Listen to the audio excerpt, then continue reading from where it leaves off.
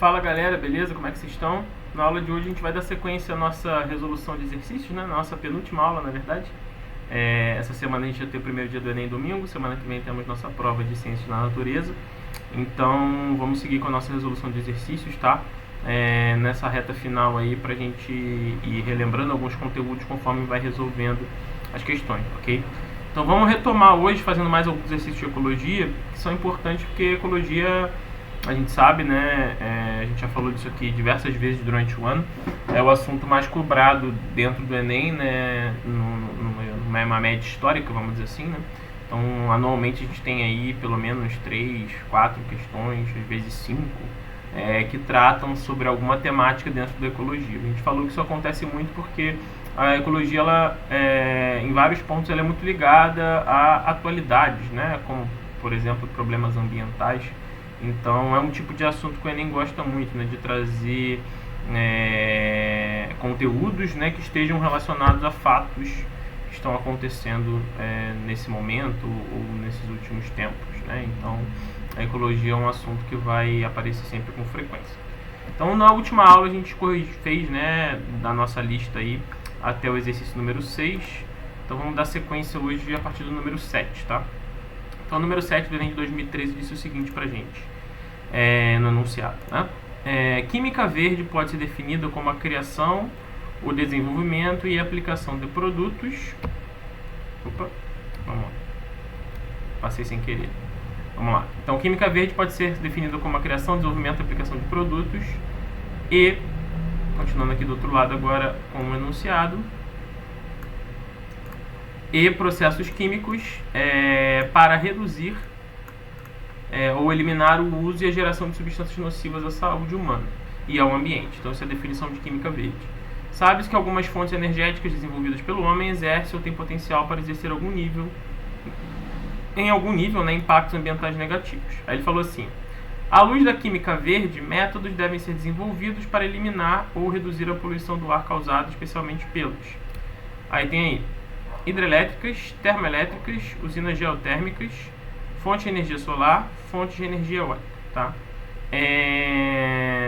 Então ele quer saber, de acordo com a ideia da química verde, que métodos podem ser desenvolvidos para tentar reduzir a poluição do ar, né? Esses métodos vão ser criados a partir dela, especialmente para que tipo de poluição, tá? Hidrelétrica, termoelétrica, usinas geotérmicas, fontes de energia solar ou fonte de energia eólica. Então, se a gente pegar o enunciado, a partir da definição dele de química verde, né, criação, desenvolvimento, aplicação de produtos e processos químicos para reduzir ou eliminar o uso e geração de substâncias nocivas à saúde humana, né? Então, dessas que ele citou, né, energia eólica, energia solar, são energias limpas, né, assim como as hidrelétricas, apesar de gerarem impactos ambientais, também são energias limpas, né? Então, se a gente pensa em usinas geotérmicas e usinas termoelétricas, são as que têm maior potencial de causar danos ao meio ambiente, né? As usinas geotérmicas funcionam de que maneira, tá? Elas vão utilizar nesse processo de geração de energia, né, estruturas que vão levar à formação. Só um segundo, gente, rapidinho que deu uma travada aqui.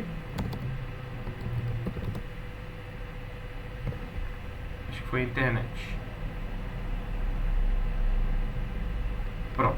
Então, as usinas geotérmicas, como eu falei, apesar de, comparada com a eólica e a solar, terem algum tipo de impacto, né, ela é considerada também uma energia renovável, tá? Ela é obtida, né, através do calor do planeta Terra, vamos dizer assim, né? Então, eles têm perfurações no solo, que obviamente vão causar algum tipo de impacto, né? Que vão aproveitar esse calor, esse vapor, etc., para poder direcionar isso a turbinas que vão gerar energia, tá?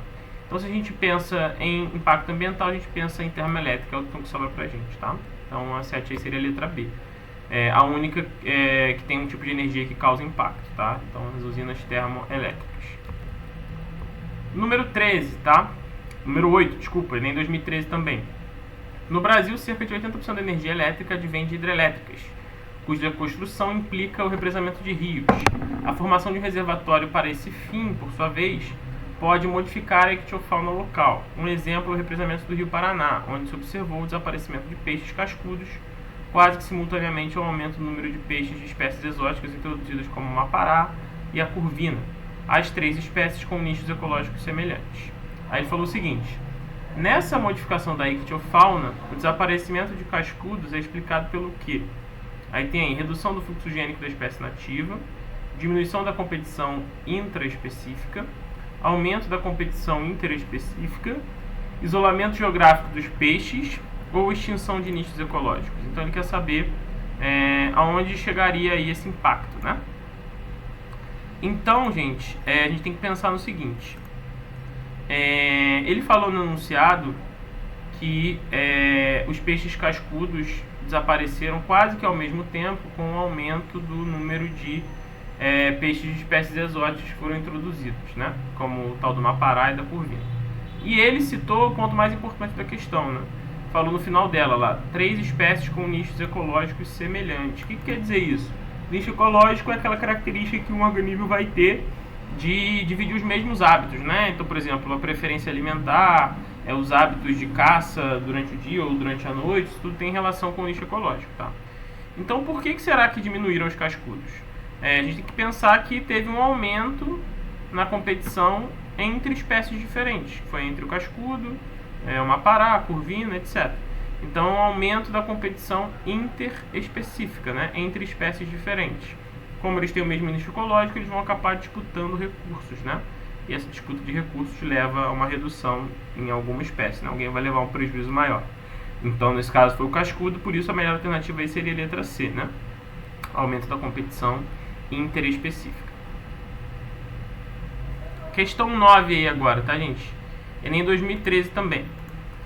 Apesar de belos e impressionantes, corais exóticos encontrados na Ilha Grande podem ser uma ameaça ao equilíbrio dos ecossistemas do litoral do Rio de Janeiro. Originários do Oceano Pacífico, esses organismos foram trazidos por plataformas de petróleo e outras embarcações, provavelmente na década de 1980, e disputam com as espécies nativas elementos primordiais para a sobrevivência, como espaço e alimento. Organismos invasores são a segunda maior causa da perda de biodiversidade, superando apenas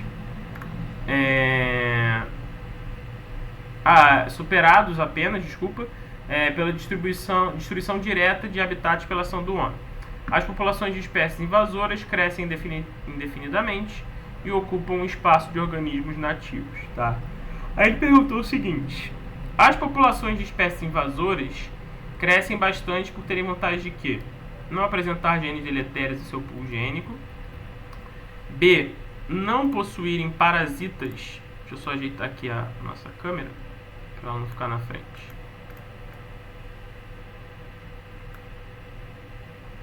Vamos lá. Não possuírem parasitas e predadores naturais presentes no ambiente exótico. Apresentarem características genéticas para se adaptarem a qualquer clima ou condição ambiental. Apresentarem capacidade de consumir toda a variedade de alimentos disponibilizados no ambiente exótico. Ou apresentarem características fisiológicas que lhe conferem maior tamanho corporal que o das espécies nativas. Então vamos pensar, gente. A gente fala de espécie exótica, né, ou de espécies invasoras. A gente está falando da introdução de um organismo que não é natural de um certo local. Ele vai passar a ocupar um espaço naquele local, tá? Esse organismo pode ser, inclusive, trazido de outros países, né? E qual é o grande problema nisso, né? A partir do momento que você coloca um organismo que não é daquele local para viver naquele local, o que pode acontecer? Ele pode passar a disputar recursos com os animais nativos. São os animais que sempre estiveram ali, né? E isso pode levar a um problema, né, de existência dessas outras espécies. Um ponto importante que geralmente dá vantagem para essas espécies invasoras é que elas não vão ter nenhum tipo de predador natural. Por quê? Porque elas não eram características daquele local. Se elas não existiam ali, naturalmente não existia nenhum organismo que tivesse essa espécie invasora na sua cadeia alimentar, por exemplo, né? Então isso torna eles mais perigosos ainda, porque além de competirem pelos recursos, eles não têm quem os destrua, vamos dizer assim, né? Quem os mate, quem use eles na alimentação. Então isso vai fazer com que eles tenham uma capacidade de se proliferar e se espalhar e destruir espécies locais muito grandes, tá? Então a alternativa que mais se encaixa nessa ideia é a letra B, né? Não possuírem parasitas e predadores naturais presentes no ambiente exótico, tá? É isso que vai dar essa vantagem de crescimento para as espécies invasoras. Então a número 9 aí, letra B, tá? Não possuírem parasitas e predadores naturais no ambiente exótico. Essa questão 10, o pessoal geralmente tem um pouco de dificuldade, tá? A gente tem que entender o que ele traz aqui pra gente nessa imagem, tá? Então vamos ler com calma o enunciado. Ele falou o seguinte, ó. A figura representa um dos modelos de um sistema de interações entre seres vivos. Ela apresenta duas propriedades, P1 e P2, que interagem em I, para afetar uma terceira propriedade, P3, quando o sistema é alimentado por uma fonte de energia. E essa figura pode simular um sistema de campo em que P1 representa as plantas verdes, P2 é um animal herbívoro e P3 é um animal onívoro, tá? Então ele tem lá, ó, o E, que seria a força motriz, as propriedades, né? P1 e P2 interagindo em I, isso pode afetar a P3, né? Ele falou que esse sistema desenhado ele pode representar as plantas verdes em P1, P2 é um animal herbívoro e P3 é um animal onívoro, tá? Dito isso, a função I representa a proporção de quê?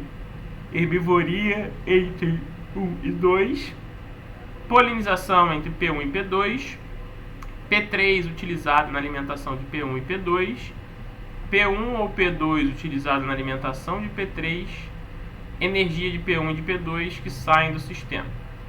Então, se eu tenho P1 e P2 interagindo em I e tem uma seta saindo de I para P3, possivelmente, P3 é onívoro, né? Possivelmente, P1 ou P2 vai ser utilizado na alimentação de P3, tá? É o que faz mais sentido. Então, na letra A ele trouxe herbivoria entre P1 e P2. Não faz muito sentido, né? Porque ele citou ali que, apesar do... cadê ele falou ali, ó, no final do enunciado? P2 é um animal herbívoro, P1 plantas verdes, né? Eu não teria essa interação servindo diretamente, até porque ele queria saber essa relação em I, né? O que I representaria. Então não poderia ser essa relação alimentar entre P1 e P2, porque isso está representado ali pelo F2, né? Polinização não poderia ser, né? Porque P1 é uma planta e P2 é um animal herbívoro e não tem seta saindo de P2 para P1, então essa interação não caberia. P3 utilizado na alimentação de P1 e de P2 não, porque seria que ser o inverso as setas, né? Só a gente seguir aquela lógica da cadeia alimentar. E a energia que sairia do sistema, ela não estaria indicada para o centro do sistema, né? Ela estaria indicada com setas que levariam ela para fora dele, tá? Então a única que faz sentido aí pra gente é a letra D de dado, né? P1 ou P2 utilizado na alimentação de P3. Número 11, Enem 2012. O menor tamanduá do mundo é solitário e tem hábitos noturnos. Passa o dia repousando, geralmente emaranhado de cipós, com o corpo curvado de tal maneira que forma uma bola. Quando em atividade, se locomove vagarosamente e emite som semelhante a um assobio. A cada gestação gera um único filhote. A cria é deixada em uma árvore à noite e é amamentada pela mãe até que tenha idade para procurar alimento. As fêmeas adultas têm territórios grandes e o território de um macho inclui várias fêmeas, o que significa que ele tem sempre diversas pretendentes à disposição para namorar.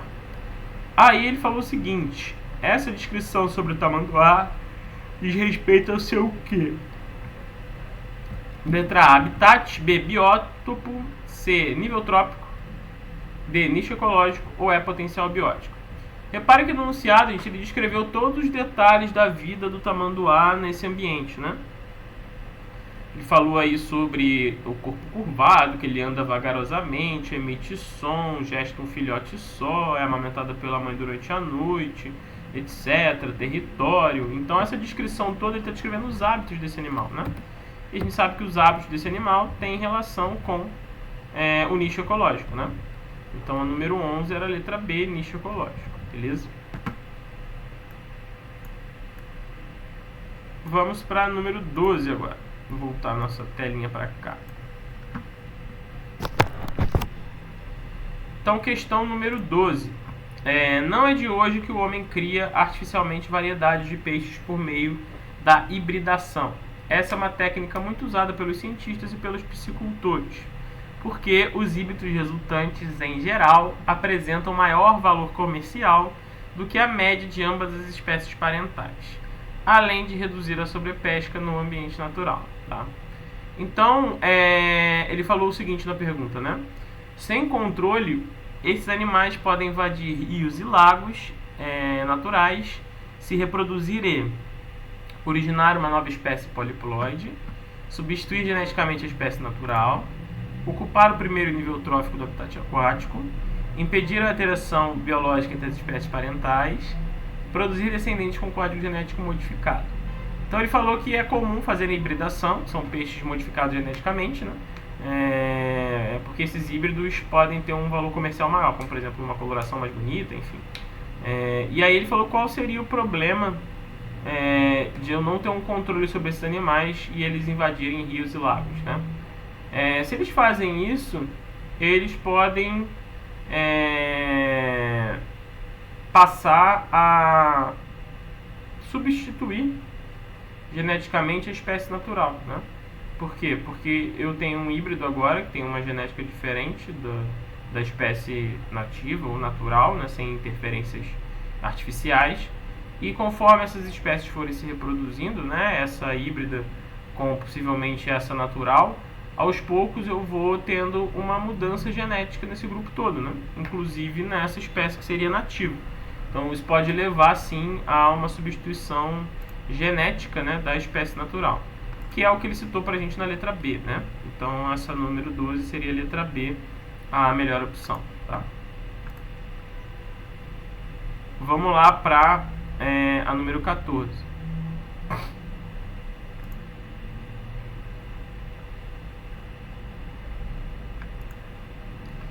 Muitas espécies de plantas lenhosas são encontradas no cerrado brasileiro. Para a sobrevivência nas condições de longos períodos de seca e queimadas periódicas próprias desse ecossistema, essas plantas desenvolveram estruturas muito peculiares.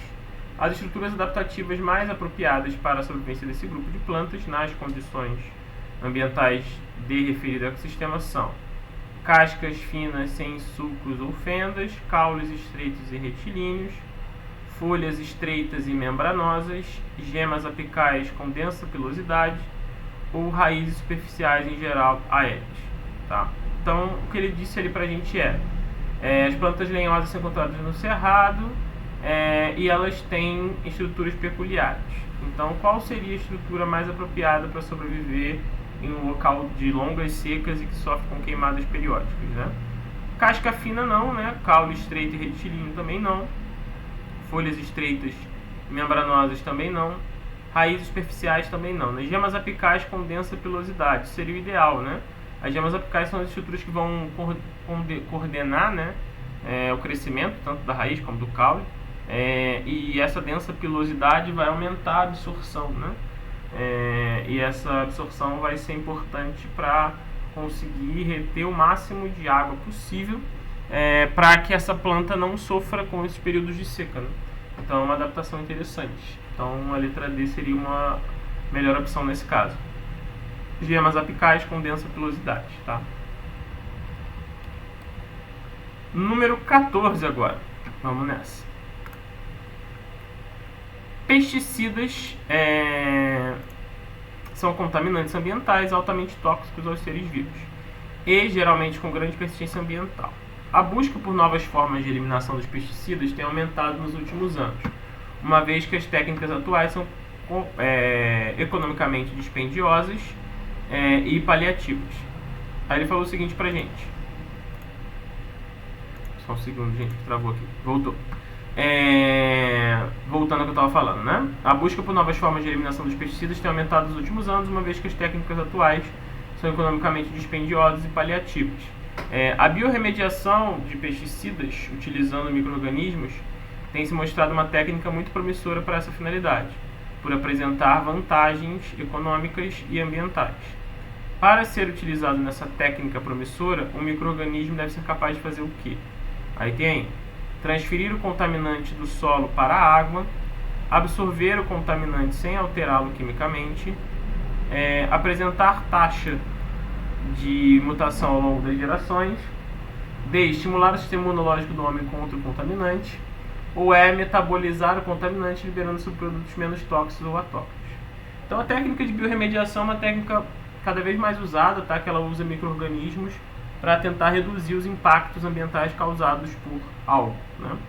Então ele falou que essa técnica, né, da biorremediação, um micro-organismo deve ser capaz de fazer o quê, né? Transferir o contaminante do solo para a água? Não, porque isso não vai resolver o problema, né? A contaminação vai continuar, só que em outro local. Então não é a melhor alternativa. Absorver o contaminante sem alterá-lo quimicamente? Difícil, né, gente? Você não vai ter um micro-organismo que vai absorver um composto e esse composto não vai ser alterado, né? C, apresentar alta taxa de mutação ao longo das gerações? Não, porque se esse micro-organismo tiver uma alta taxa de mutação, ele não vai conseguir manter essa capacidade que ele vai ter de funcionar contra esse problema, né, entre aspas, que ele está resolvendo, né? Então tem que tomar cuidado com isso. D, estimular o sistema imunológico do homem contra o contaminante. Não faz sentido nenhum, né, gente? A gente quer evitar que a contaminação aconteça, não deixar a contaminação chegar até o ser humano, né? Ou metabolizar o contaminante liberando subprodutos menos tóxicos ou atóxicos. Perfeito, tá, gente? E a ideia da biorremediação é que o micro-organismo absorva esse contaminante, reduzindo os impactos que ele vai causar, transformando ele em subprodutos, né, que vão ser ou menos tóxicos ou sem toxicidade, né, ou seria atóxico, né? Então a 14 seria a letra E, a melhor opção, tá? Vamos para 15, aí a gente fecha ecologia e a gente parte para outro assunto, tá?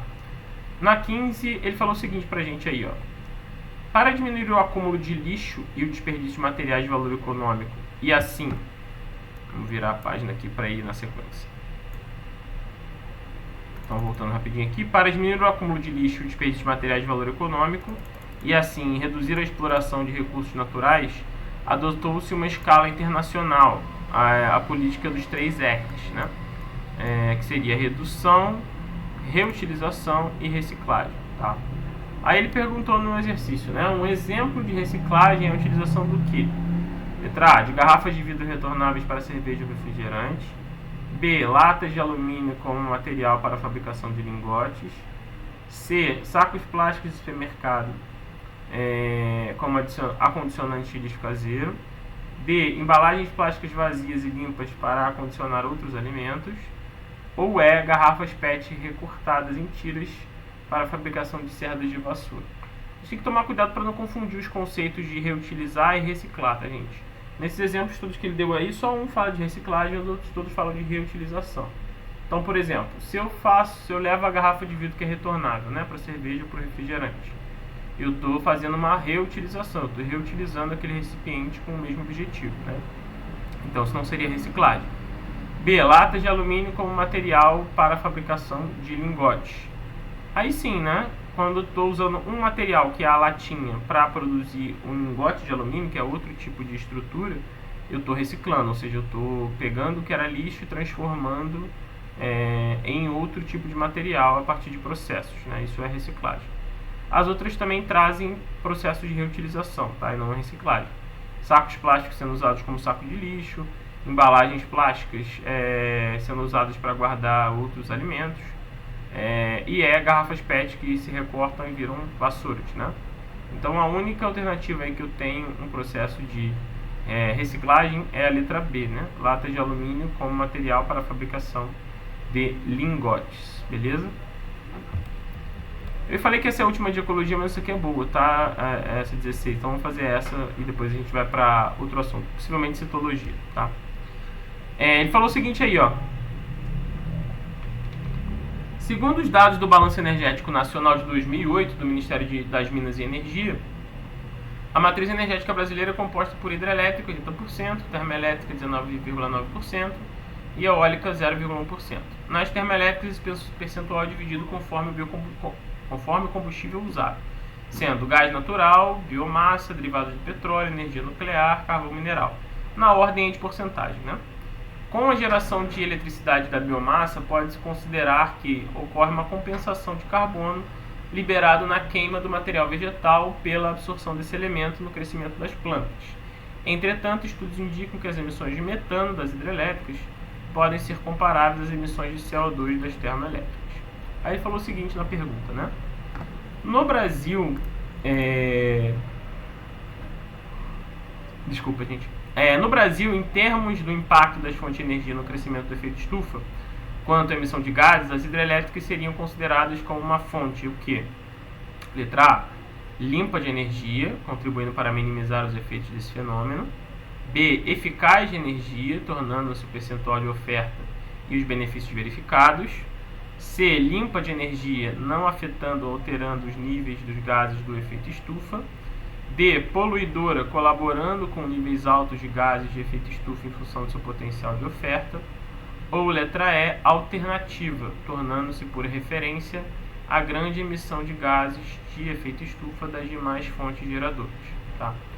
Então, ele quer saber, considerando o Brasil, né, em relação a esses impactos a partir das fontes geradoras de energia, as hidrelétricas seriam consideradas o quê? Né?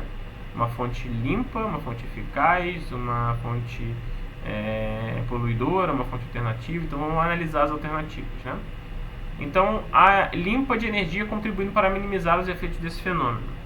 Não sei se é a melhor resposta, tá, gente? Porque a gente tem que considerar que as usinas hidrelétricas, elas, para serem construídas, elas precisam de uma represa, né? E essa represa, ela vai se utilizar do afogamento, vamos dizer assim, né? De áreas que incluem florestas, né? E isso vai liberar muito carbono para a atmosfera, tá? A letra B, eficaz de energia, tornando-se percentual de oferta e os benefícios verificados. C, limpa, não afetando ou alterando os níveis dos gases de efeito estufa. Essa C também não está legal, né? Porque por causa justamente daquilo que eu falei, né? Do impacto que ela vai ter com a emissão. Poluidora, colaborando com níveis altos de gases de efeito estufa em função do seu potencial de oferta. Também não, né, gente? Não é uma fonte extremamente poluidora, como ele descreve. Alternativa, tornando-se por referência a grande emissão de gases de efeito estufa das demais fontes geradoras. Referência não, né, gente? A gente acabou de discutir que essa emissão não é tão grande, né? Então a melhor alternativa que se encaixa no que seria o papel da hidrelétrica em relação ao efeito estufa seria a letra B, né? Seria uma fonte eficaz de energia, tornando-se percentual de oferta e os benefícios verificados, né? Então seria um ponto plausível, vamos dizer assim, né? Então 16, letra B, tá? Vamos falar um pouquinho agora de exercícios de citologia, tá? Que envolvem uma célula. Então vamos fazer alguns aí pra gente ficar a par do que cai normalmente em relação a esse assunto no Enem. É outro assunto que aparece bastante, tá, gente? Aliás, depois de ecologia, né? Citologia, que inclui aí bioquímica celular, entre outras coisas, eu vou ter sendo o segundo assunto de biologia que mais cobrado ou mais aparece no Enem normalmente, né? Então vamos considerar aí número 1. Alguns fatores podem alterar a rapidez das reações químicas. A seguir, destacam-se 3 exemplos no contexto da preparação e da conservação de alimentos. Aí ele falou aí, ó, a maioria dos produtos alimentícios se conserva por muito mais tempo quando submetidos à refrigeração. Esse procedimento diminui a rapidez das reações que contribuem para a degradação de certos alimentos. 2. Um procedimento muito comum utilizado em práticas de culinária é o corte dos alimentos para acelerar o seu cozimento, caso não se tenha uma panela de pressão. 3. Na preparação de iogurtes, adicionam-se ao leite bactérias produtoras de enzimas, que aceleram as reações envolvendo açúcares e proteínas lácteas. Aí ele falou o seguinte: com base no texto, quais são os fatores que influenciam a rapidez das transformações químicas relacionados aos exemplos 1, 2 e 3, respectivamente? Então, vamos lá. Primeira, aí ele falou, a maioria dos produtos alimentícios se conserva por muito mais tempo quando submetidos à refrigeração, né? Ou seja, quando eu coloco um alimento no freezer, ele vai durar mais tempo, porque isso vai reduzir as reações químicas que são feitas, né, pelos micro-organismos para a degradação do alimento. Então essa afirmativa, né, esse exemplo, vamos dizer assim, né, tem relação com a temperatura, né, está relacionado à refrigeração. Então temperatura é o fator, né, que rege aí essa reação. 2. Um procedimento muito comum utilizado em práticas de culinária é o corte dos alimentos para acelerar seu cozimento, caso não se tenha uma panela de pressão. Então isso tem a ver com a superfície de contato, né? Quando eu diminuo o tamanho de um alimento, eu aumento a superfície dele de contato com o ambiente, né? e isso faz com que ele cozinhe de maneira mais rápida, tá? Então aí seria a superfície de contato. E o último, na preparação de iogurtes, adicionam-se ao leite bactérias produtoras de enzimas que aceleram as reações envolvendo açúcares e proteínas lácteas. Se ele está acelerando as reações, gente, eu estou tratando de uma catalisadora, né? Catalisação é acelerar reações, né?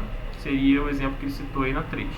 Então ficaria aí temperatura, superfície de contato e catalisadores, que seria a letra C, né? 1 temperatura, 2 superfície de contato, 3 catalisadores. Letra C, a resposta do número 1. Essa número 2 é bem interessante, tá, gente? Eu já vi cair exercícios parecidos com esse também, então é bom ficar atento a essa função que as organelas vão ter para as células, por exemplo, né? Então ele falou o seguinte aí, ó. Uma indústria está escolhendo uma linhagem de microalgas que otimize a secreção de polímeros comestíveis, os quais são obtidos do meio de cultura de crescimento. Na figura podem ser observadas as proporções de algumas organelas presentes no citoplasma de cada linhagem. Aí ele citou aí, né? As organelas. Aí tem lá linhagem 1, linhagem 2, linhagem 3, linhagem 4 e linhagem 5. E aí ele botou as porcentagens das organelas, né? Núcleo, retículo endoplasmático, complexo de Golgi e mitocôndrias, né? E botou quanto que eu tenho de cada uma dessas organelas em cada linhagem. Aí ele perguntou: qual é a melhor linhagem para se conseguir maior rendimento de polímeros secretados no meio de cultura? Aí linhagem 1, linhagem 2, linhagem 3, linhagem 4, linhagem 5. Vamos lá. A gente tem que entender o que ele falou no enunciado. Vamos voltar aqui para a gente saber qual é a organela, né? Ele falou o seguinte, ó. Uma indústria está escolhendo uma linhagem de microalgas que otimize a secreção de polímeros comestíveis. Então ele quer saber qual linhagem conseguiria o maior rendimento de polímeros secretados, ou seja, qual linhagem conseguiria maior secreção. Aí a gente tem que lembrar qual é a organela responsável pela secreção celular. Essa organela é o complexo de Golgi, né, gente? Majoritariamente. Então a gente tem que pensar que a célula que tem a maior concentração de complexo de Golgi, né, vai ser a que vai ter maior vantagem na secreção desses polímeros, tá? Justamente porque essa é a função dela. No caso do complexo de Golgi, né? Então se a gente observa aí as porcentagens, ó, qual a linhagem que tem maior quantidade de complexo de Golgi? Ele até cita aqui, né, ó, 50%. 50% da linhagem 1 é complexo de Golgi, enquanto as outras tem 40%, 35%, 20% e 15%, né? Então a resposta seria linhagem 1, né? Que é a linhagem onde eu tenho maior concentração, maior quantidade, né, em porcentagem de complexo de Golgi, tá? Então aí seria letra A, tá? Linhagem 1, beleza? Vamos para número 3. Vou chegar a nossa câmerazinha aqui pro lado. Essa também é uma questão bem interessante, tá? Que tem a ver com organelas também. Então olha o que ele falou aí pra gente. Para a identificação de um rapaz vítima de acidente, fragmentos de tecidos foram retirados e submetidos à extração de DNA nuclear, para comparação com o DNA disponível dos possíveis familiares: pai, avô materna, filho e filha. Como o teste com o DNA nuclear não foi conclusivo, os peritos optaram por usar também DNA mitocondrial para dirimir dúvidas. Para identificar o corpo, os peritos devem verificar se há homologia entre o DNA mitocondrial do rapaz e o DNA mitocondrial de quem, gente? A gente tem que lembrar que a mitocôndria, ela é a única organela, fora o núcleo, né, que vai ter material genético, tá? E esse material genético mitocondrial que a gente herda da nossa linhagem materna, ou seja, da nossa mãe, né? Então, se eles queriam identificar esse rapaz que foi vítima de um acidente, né, e eles tinham disponíveis o material genético do pai, do avô materno, da avó materna, dos filhos e da filha, como é que eu poderia identificar o DNA mitocondrial com algum desses parentes, né? Com o pai não poderia ser, porque ele não carrega o material genético mitocondrial do pai. Com o filho também não. Com a avó materna seria a mãe da mãe dele, né? Só que a avó ele poderia identificar de acordo com essa questão da retirada do DNA mitocondrial, né? Então a gente ficaria aí entre a avó materna e a filha, né? A filha, ela herdou o DNA mitocondrial da mãe, né? Então não poderia ser a filha, porque o pai ele não passou esse material para ela, então não daria compatibilidade. Então a resposta que resta pra gente seria a avó materna, né? Letra D. Porque isso teria vindo, o material genético viria da avó dela para a mãe dele, a avó dele para a mãe dele, da mãe dele para ele, né? E aí seria possível essa identificação. Então a 3 seria a letra D, tá? Número 4, galera. Falou o seguinte aí, ó. A estratégia de obtenção de plantas transgênicas pela inserção de transgênios em cloroplastos, em substituição à metodologia clássica de inserção do transgênio no núcleo da célula hospedeira, resultou no aumento quantitativo da produção de proteínas recombinantes com diversas finalidades biotecnológicas. O mesmo tipo de estratégia poderia ser utilizada para produzir proteínas recombinantes em células de organismos eucarióticos não fotossintetizantes, como as leveduras, que são usadas para a produção comercial de várias proteínas recombinantes e que podem ser cultivadas em grandes fermentadores. Aí ele falou o seguinte aí, ó. Considerando a estratégia metodológica descrita, qual organela celular poderia ser utilizada para a inserção de transgênios em leveduras, né? Então vamos entender o que ele falou. Ele falou aí, ó, a inserção de transgênios em cloroplastos substitui a metodologia clássica da inserção de transgênios no núcleo, né? Então isso aumentou a produção de proteínas recombinantes. Aí ele falou que o mesmo tipo de estratégia pode ser utilizado para produzir proteínas em células de organismos eucariontes não fotossintetizantes, que não fazem fotossíntese. Então a gente tem que saber que organela ela é equivalente na célula animal a que o cloroplasto é na célula vegetal, né? Que foi a estrutura que deu certo, né? Então eu preciso repetir essa técnica. Então dessas opções que ele deu aí pra gente, lisossomo, mitocôndria, peroxissomo, complexo de Golgi, retículo plasmático, eu tenho aí uma organela que vai ser equivalente ao cloroplasto para as células animais, né? Como o cloroplasto é fotossintetizante. E essa organela é a mitocôndria, né? A mitocôndria que realiza o processo de respiração celular, né? Então ela seria o equivalente aí, e isso, nesse caso seria a organela ideal para se fazer esse teste, né? Então seria a letra B, a número 4. Número 5. Ele falou o seguinte aí pra gente, ó. Para explicar a absorção de nutrientes, bem como a função das microvelocidades das membranas das células que revestem as paredes internas do intestino delgado, um estudante realizou o seguinte experimento.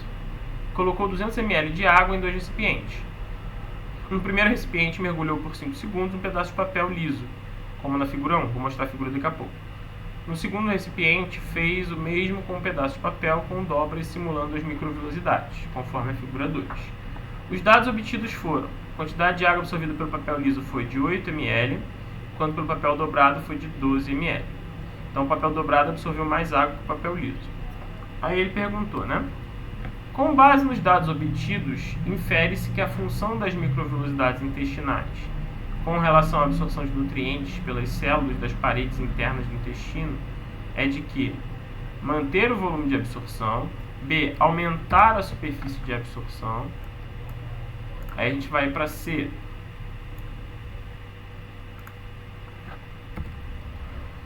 diminuir a velocidade de absorção, D, aumentar o tempo de absorção, ou E, manter a seletividade na absorção.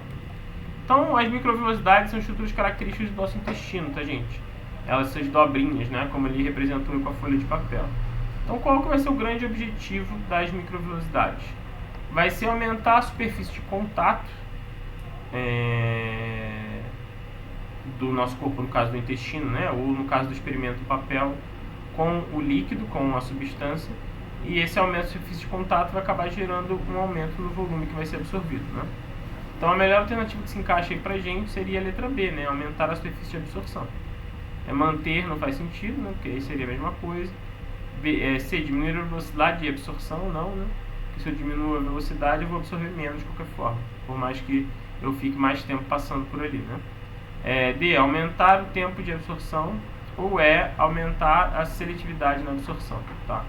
Então seletividade não tem nada a ver com essas dobraduras, vamos dizer assim, né? São as microvelocidades. Aumentar o tempo de absorção também não, né? Não tem relação com esse aumento de tempo. Então a letra B mesmo, tá? Vamos fazer a número 6 aí. ele falou o seguinte, ó, pra gente poder fechar.